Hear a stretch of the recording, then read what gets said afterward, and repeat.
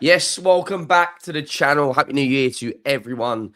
The Premier League is back with two really big games. Manchester City last night dropping points. One of the worst games ever in the Premier League for me. Brentford Spurs. Liverpool drew as well. Palace drew as well. Just a game week to forget for a lot of teams, including Man United as well.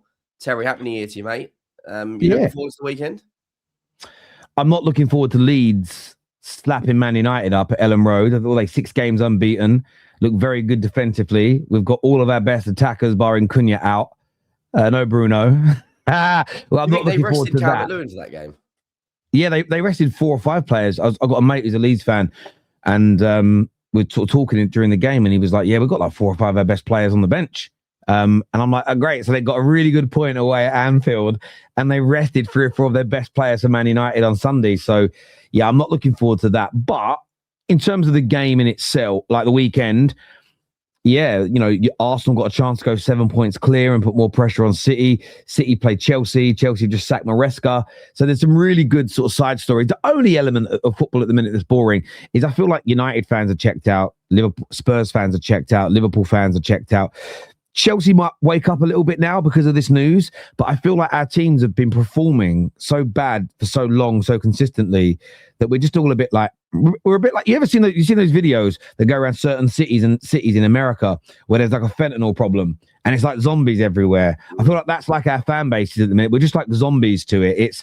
I lost the Wolves. I was annoyed, but then I'm like, if I'd have beaten Wolves, would I have been excited for the Leeds game? No. Because I have no faith we're going to win. So I'm looking forward to a few matches. City, Chelsea, looking forward to the Arsenal game.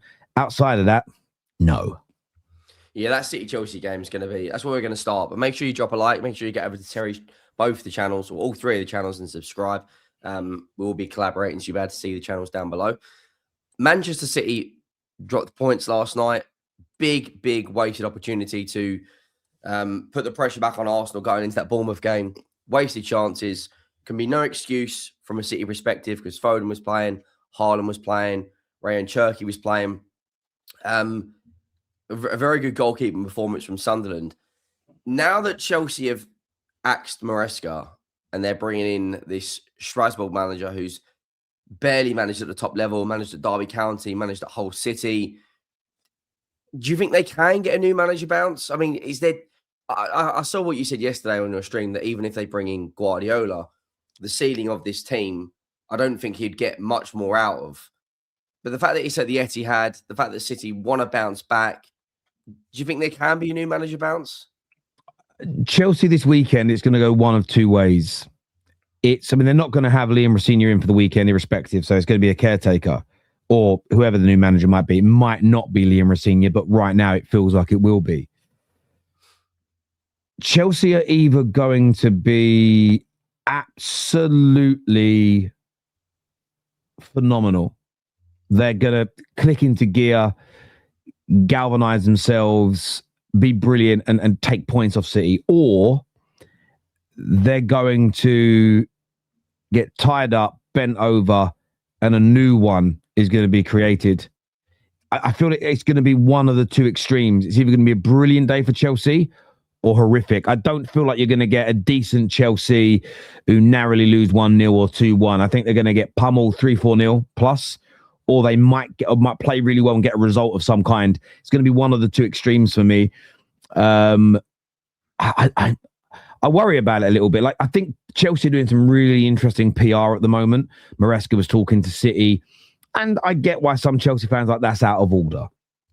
At the same time, when the most successful team of the last decade talks to you about replacing Pep, a club you used to already work at, I understand you're listening. And the reason why I say that is Chelsea are very happy Chelsea are ruthless when it comes to getting rid of players they don't want with their bomb squad. They're happy to they're happy to go and, take players away from Strasbourg. They're looking like they're just happy to completely pull the rug from under the feet of Strasbourg this season, that are doing quite well, to bring that manager in. They don't care about being ruthless in that regard. So I find it sort of ironic that the Maresca PR is always outrageous that he did that. We all know the real reasons that things fell apart It wasn't for his win percentage. It wasn't for the lack of trophies. It wasn't for the lack of progression. It wasn't even for the 1 win in 7. I think the 1 win in 7 is an outcome of this scenario. The problem is Maresca saw a team that made it into the Champions League, won 2 trophies, and he just hasn't been happy from the summer with the kids that they went out to buy, refusing to bring in the top stars. And clearly, when Man City knock on the door, you're like, well, they're definitely going to do that. And I think I deserve that. Because you think as the manager, you don't know when your stock's going to change. And he might have a bad season this year, stay at Chelsea, get sacked anyway. City not interested. None of the big clubs want him. And he's like, I've got to go maybe back down a level. Where I get everything that's going through Maresca's head. It's how players feel. It's how clubs feel in the other direction if a manager isn't good enough, or if there's a better one that can come in, they look to replace you. So, yeah, it's a really weird scenario that's going on over there. But for this weekend's game, I have a feeling, it's gonna. I don't know which way it's going to go. I'm sitting on the fence in that regard, but it's going to be an extreme performance, either really good or very, very bad. Go back to what you were saying about the transfer window and some of the players. This was the current summer window they've just had. Obviously, you can see the oldest player they signed was João Pedro. He's probably the most experienced in terms of Premier League games, etc. Surely, if a new manager comes in, let's say it's this guy from Strasbourg, let's say it's Xavi or Glasner, the business model at Chelsea is to essentially buy these talents, turn them into superstars, and either use them at Chelsea or sell them on. Do you think that's actually going to be sustainable to win a Premier League? Because look at these sides. Garnacho, obviously, you know very well at United.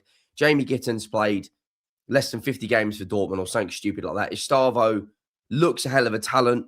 Jarell Hatto isn't playing in his top position. Liam Delap from a relegated side. I mean, do you think it's that model can win a league? I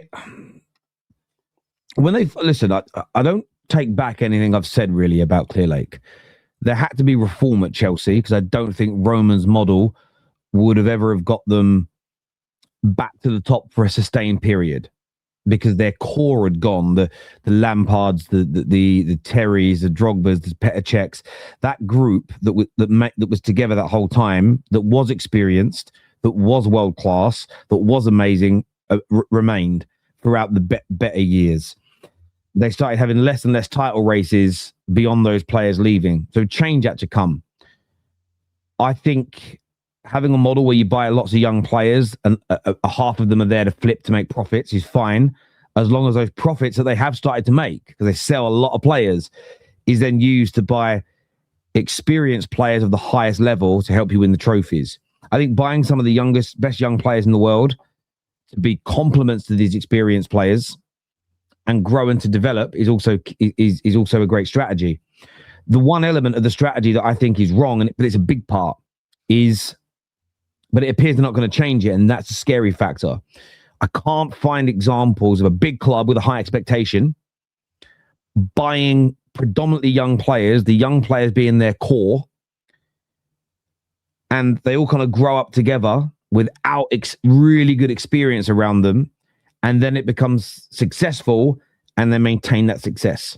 So when you think of Barca's promoted youngsters in the mid to late noughties, Messi and co., when you think of the class of 92, there was already a really experienced core that were in the team when they first got promoted, and by the time that core faded through age, the young guys had learned off them, were then by then themselves in their mid-20s, their late 20s, and were the core group. There's an overlap.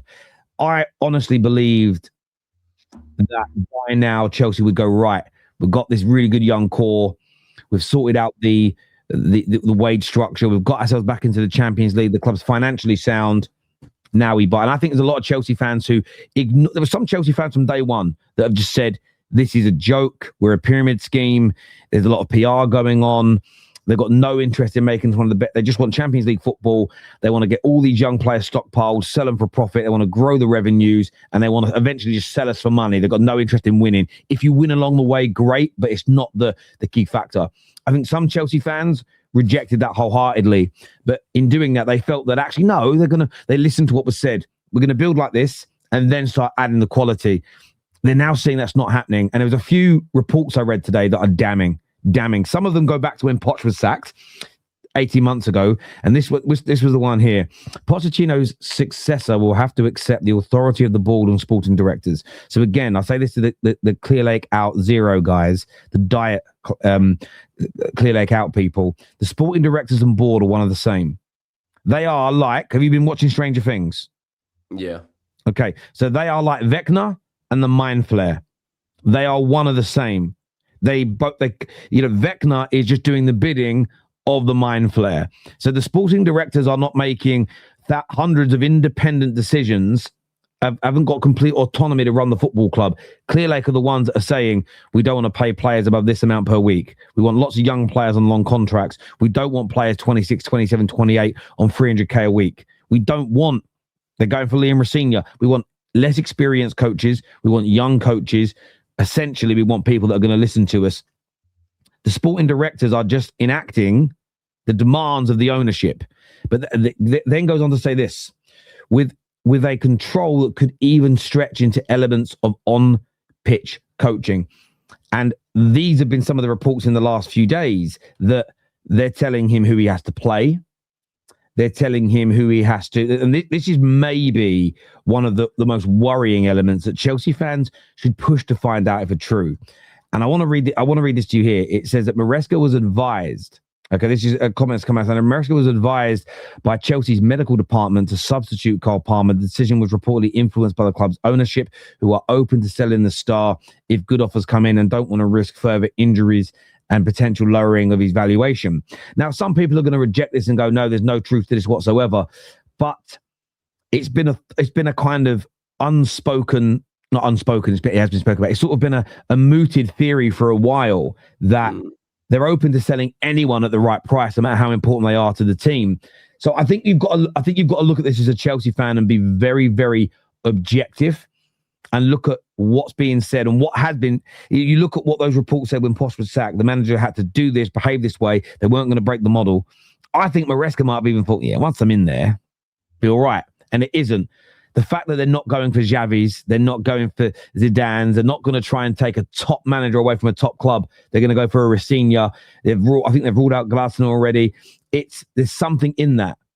Why they're ruling out Glasner? Well, Glasner's pushing back against Palace. Imagine what he's going to be like at Chelsea. So, hang on, I need some men here. I need some guys with experience. Do you know what it looks like? They're not in trouble. Sorry, I just want to finish off by saying they're not in trouble. They're not a shit team. They're not going to get relegated. But do I see Chelsea becoming champions of England anytime soon? Not unless they start adding experienced players who are of the highest caliber of quality. Until they start to, maybe all these youngsters mature at the same time. I think it's more likely some of these young players, before they mature, look to move on than all mature together at Chelsea, because a big risk they're taking. And some of these players, the Caicedos, the Palmers you've mentioned, they are going to have clubs all around the world knocking on the door of their agents saying, look, we've already got, for instance, Liverpool might look at it and say, look at the squad we've got. Not had a great season this year, but look at the squad we've got. Mo Salah's leaving. We want Palmer. That is a proposition which I don't think Palmer's going to look at and go, no, I'm just going to stay at Chelsea. You look at that and go, play with those guys. At least look, they haven't had a great year, Liverpool, but they're probably going to replace Klopp with an experienced manager, and they're going to look to try and go and win the Premier League. Your plan doesn't always come off, but they're trying to win the league. The big question I have for Chelsea fans is, do you honestly now think, after everything that's come out in this scenario, do you honestly think your ownership are trying to win the league? Do you know what I was going to say was, I agree with a lot of your points.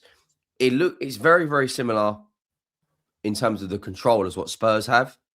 So not necessarily in terms of, obviously, the club wins a lot more silverware than we do. But Daniel Levy and Enoch and the Lewis family have always had this mindset of the manager in the football club is limited, and every single player, similar to what Chelsea have got now, is every player's got a price. I think Chelsea should have Caicedo, Palmer, and Reece James as three players that are just categorically not for sale. Similar to what Man City have got with Erling Haaland and Phil Foden.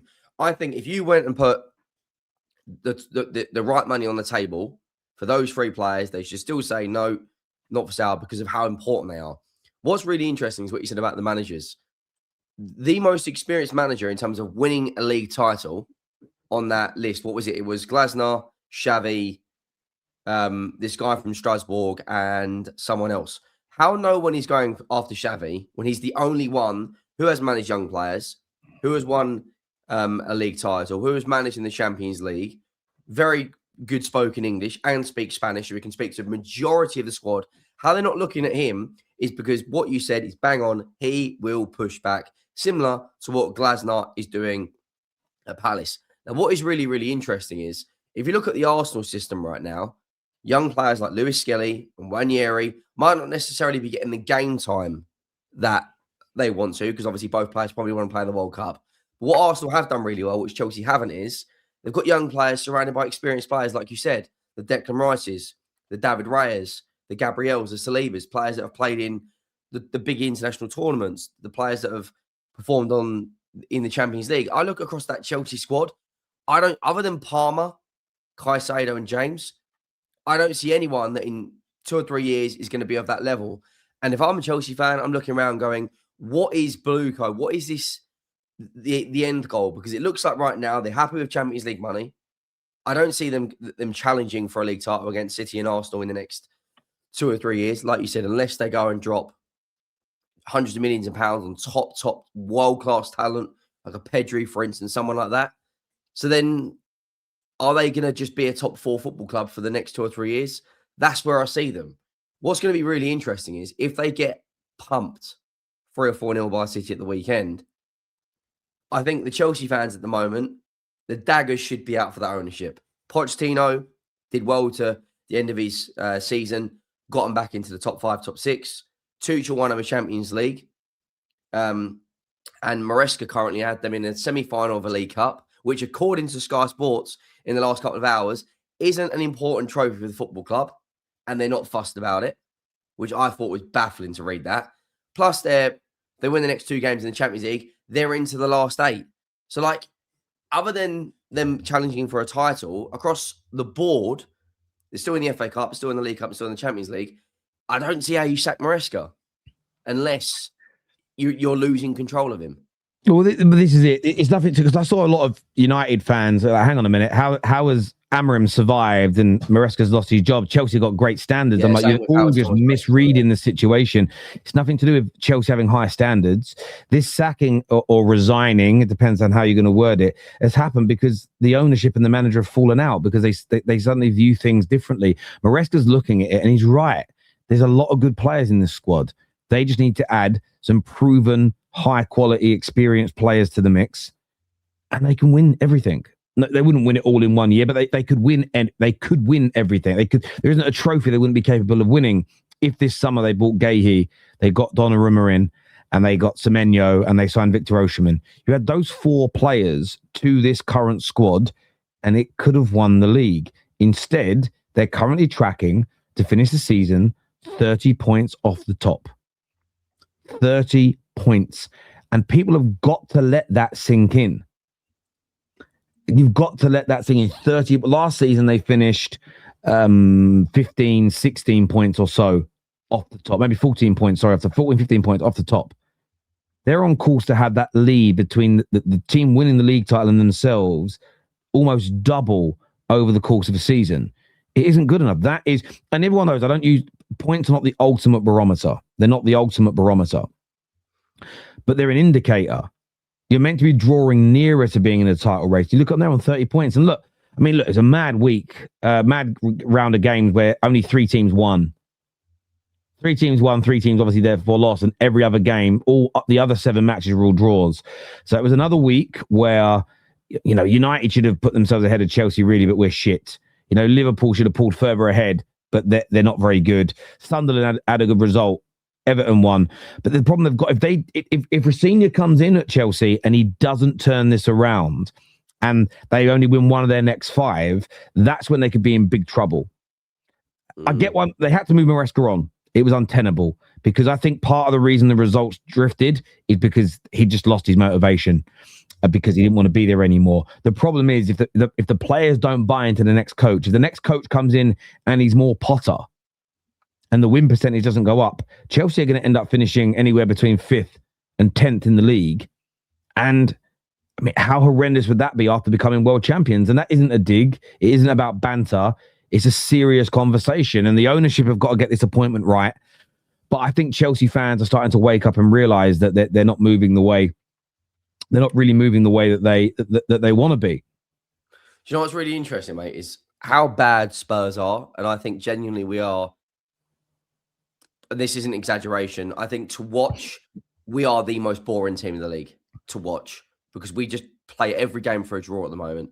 We're only 4 points off of that Chelsea team.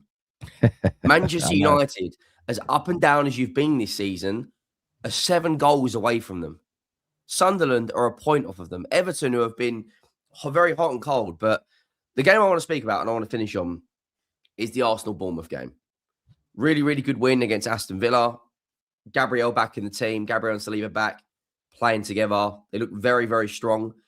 What adds the extra pressure is the fact that that game is 5:30 on the Saturday, and for some weird reason, there's a 5:30 on the Sunday, which I don't. We've got 3 o'clocks and a 5:30 on a Sunday, which I don't. Yeah, they've sort of this Saturday. Yeah, honestly, I feel like the last 4 or 5 game weeks, the Premier League have got its scheduling so wrong. I just look at it over the. If actually, I was looking at this the other day, right? I was looking at the fixtures, and I went back like a period of time, and I was like, so Boxing Day, there's 1 game.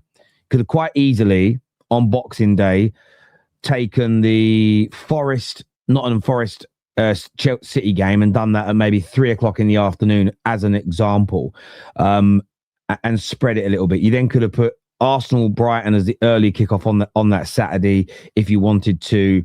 You could have maybe put Wolves.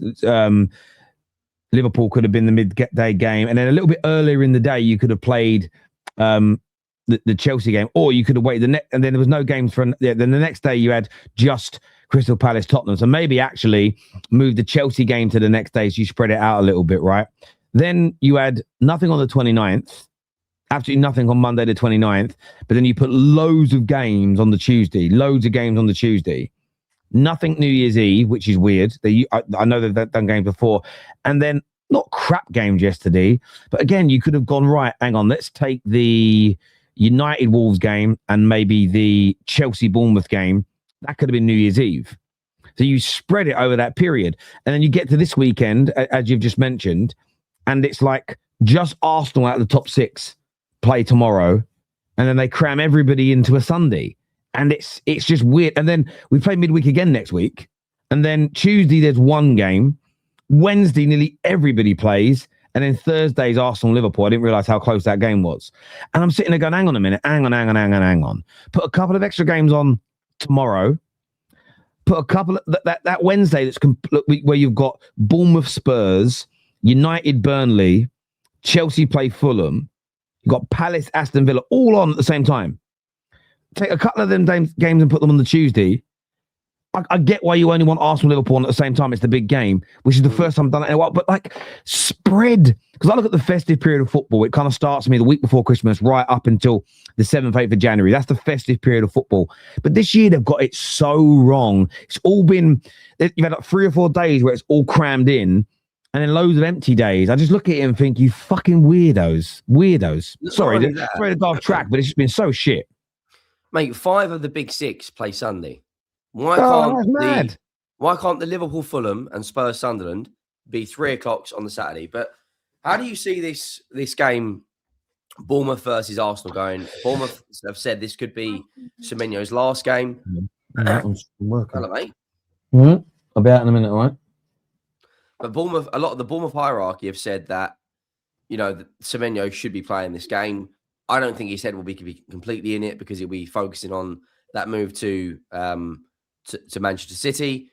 But the fact that Arsenal could win this game and then go 7 points clear with Man City playing a new, well, whether it's caretaker, it'll be someone new in the role. Do you think it's a done job that Arsenal go and get 3 points here? It's not done. I don't see them dropping points personally. It's not done. Bournemouth haven't won a game in the Premier League since the 26th of October. The 26th of October, they haven't won a game. Which was so we are. It's a long time. It was 2-0 win against Forest. Since then, they lost 3-1 to City, 4-0 to Villa, 2-2 with West Ham, 3-2 defeat to Sunderland, 1-0 at home to Jackson. Can you do me a favour and close that door you left open, please, son? They're actually... Thank you. Sorry, my son left the door open. They then 1-0 at home defeat to Villa, 0-0 draw with Chelsea, the 4-4 with us, where they shouldn't have got anything. When I say we battered them in that first half, it was crazy. 1-1 with Burnley, 4-1 battering at Brentford, and then the 2-2 with Chelsea. And Chelsea obviously had their problems. The issue here is Arsenal should be winning based on form. Arsenal are the better team. The problem you've got is probability. And what I mean by that is the winless run won't go on forever. The same as with Aston Villa. Forget they played Arsenal and Arsenal was superior and battered them. You can't keep winning. At some point, you're losing a game, and it will just happen. So I look at it. That's the sort of banana skin in this. But personally, so that's the anomaly where I'm not writing Bournemouth off. Bournemouth are in really poor form at the moment. It's not quite clicking. The stock in Areola is kind of dropping, which I always find interesting. 3 months ago, the whole world wanted him. Now it's like, oh, he ain't that great. But that all being said, because I don't want to seem that Arsenal in brilliant form, I think that Aston Villa game has given them some kind of rejuvenation again. I feel that they're going to be smelling blood. They know that this City team have got what could be a really tough game, but they want to add that pressure to it and go, right, well, let's make it a 7-point gap before they kick a ball Sunday. And that's the big motivator. That is what I'd be saying if I was Mikel Arteta. It'd be, boys, go out there and play with some freedom. Go out there and express yourselves. Go out there and enjoy it. But let's make sure we make it 7 points. Let's just give City a more uncomfortable night's sleep. Let's make it when they're walking out, they know we've got to take these chances. We can't mess up. And then they got to hope that Chelsea do them a bit of a favour. And if Chelsea do have that good performance that I mentioned is possibility, because I think it's going to be one or the other, you know, a draw is good enough for Arsenal. If they could find them suddenly find themselves 6 points ahead, it's a massive advantage at the 50% marker of the season, and it maintains their status right now as the absolute favourites. So there's lots riding on this for Arsenal, but personally, I think they'll win. I'm going to go with a 2-1 victory. I think they might concede, but I'm going to go with Arsenal winning the game. And hopefully, because I enjoy watching the meltdowns, 2 own goals from set pieces would be lovely. Honestly, it's the way people get angry at Arsenal. I enjoy watching it. It's one of my favorite. You know, some people put on Stranger Things. Some people might put on the new Ricky Gervais special. I like watching people's reactions to Arsenal scoring set pieces or getting own goals. It's comedy that Ricky Gervais couldn't write. It's comedy Dave Chappelle couldn't write. It's just beautiful. It's beautiful. How do you see it going, mate? I think they'll win 3-0. I think, I just don't know if you saw this. I looked at Bournemouth's fixtures quickly. We'll come back to Arsenal in a second. They are guaranteed 3 points on the 7th of January. I tell you that right now. Because they're playing you. Oh, yeah, that might be the win. That might be the win, yeah. 100%. They will beat us. That will probably be... I mean, Semenyo's release clause expires, on the 10th of Jan? So theoretically, he could still play that game. But yeah, I mean, their results. I mean, it's been absolutely... I mean, look, drawing with Burnley at home. I mean, look at it. Since the first 10 games of the season, they have been catastrophic. I think Arsenal go there and win. The interesting topic is who starts up front. Gabriel Jesus comes off the bench, scores a really good goal against Aston Villa. Victor Gyökeres at the moment has got, I think he hasn't got an open play goal in his last 10 games. Obviously, got that penalty against Everton. I think if they start Gabriel Jesus, I think they will very, very quickly dominate this game. With Gabriel back into it, I think they'll get a set-piece goal, and I think they'll come away comfortable 3-0 winners. If Gyökeres starts, I don't necessarily know if he actually fits what Arteta wants to do. And I think I've never seen a striker so desperate to score, had that chance against Brighton, hit it straight into Verbruggen's hands, or the ball over the top. I think it was from Trossard. Or it might have been from Odegaard, whoever it was from. I think, is it worse for the team if Gyökeres starts? potentially, but they've got a very strong bench. Wanyery's apparently going to be in and around the squad this weekend as well. But yeah, I think they win. And I actually think Chelsea drop points. I don't know why I've just got 2-2 in my head. Man City, Chelsea, Palmer brace. Well, yeah, I mean, listen, I don't want City winning the league, as I keep saying. No real Man United fan does. City are our second biggest rival. And more than being our second biggest rival, you know, I don't want Pep winning another trophy for the rest of his life. And there's obvious reasons for that. And if you don't know what they are, then you don't deserve to talk about football. And for me, I'm desperate for Arsenal to win this weekend and for City to drop points. I want Chelsea to help in that way. But on the Gyökeres situation, I think dropping him is the best thing. Not because I don't think he's this absolute guaranteed flop. Had Jesus been fit at the start of the season, had Kai Havertz not got injured, I think he wouldn't have started a lot of the games to begin with. I feel that some players, it doesn't matter, he's 27, some players take time to adjust. Sometimes you're in a great position. And I use Rodri as an example, who, yes, was younger. But when he came in, Fernandinho was still at City. Rodri didn't need to be the main guy straight away. And he wasn't quite ready. He wasn't good enough in his first year to be that main guy straight away. But what you then see happening is he's bled in slowly over a course of time. And it enables Rodri to become that player. So I think if Kai Havertz was fit, I think Kai Havertz would have started a lot of the early games. And what we saw from Gabriel Jesus recently in the Premier League, coming on, fresh legs against tired legs for the last 10, 15, 20 minutes, it helps. I'm not taking nothing away from Jesus. He's better on the ball technically. He's got better skill, can beat a man easier. We know that already. In fact, he's probably one of the best nines in the Premier League at doing that facet of the game. But if you bring Gyökeres on over the next 5-6 matches, if you're bringing Gyökeres on for the last 15, 20, 25 minutes against tired legs, I think you might see him score some more goals. What that will then do is, one, give him the confidence, because right now he looks devoid of confidence. So that's making it even harder. I think it's not about dropping him because he isn't going to be good enough. It's about managing the situation, because I don't think if he'd have started the season on the bench and Kai Havertz was starting, it would be, manager's bought a striker and doesn't want to use him. It's not about that.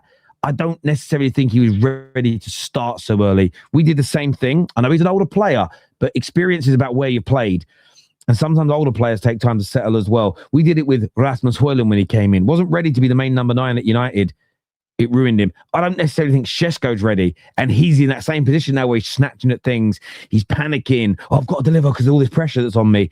If we could just suddenly add an experienced striker to start the games and use him, because he looks better when he comes on from the bench, Šeško, every time. And that's because it's fresh legs against slightly tired legs. You do that with a player enough, you can build their confidence where they can grow. Some people are like Haaland. They step in, bang, day one, they're ready to go. Not every player's like that. So I would drop Victor Gyökeres and I would start Gabriel Jesus, but I would start bringing Victor Gyökeres on every game, 65, 70 minutes on the clock, and go, there you go. Go run against them tired legs, build your confidence, get your goals, and work your way back into the first team. That's what I would personally do.